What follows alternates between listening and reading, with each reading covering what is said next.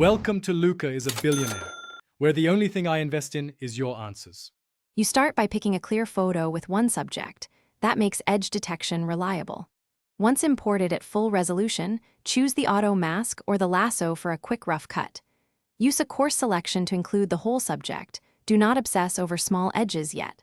The why, rough selection gives the app context for refining, and it speeds the next steps.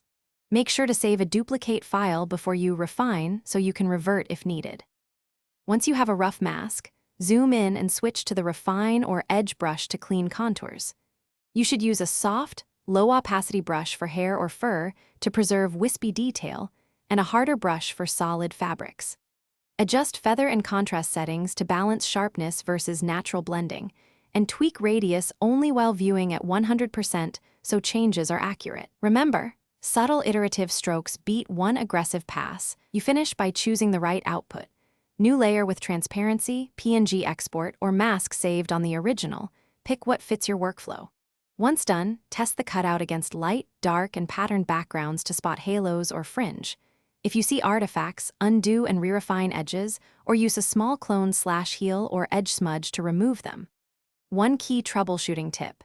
If edges look jagged, slightly increase feather and lower contrast. Then reevaluate at 100% to avoid overblurring. Thanks for watching and please subscribe. It's the best investment you'll ever make.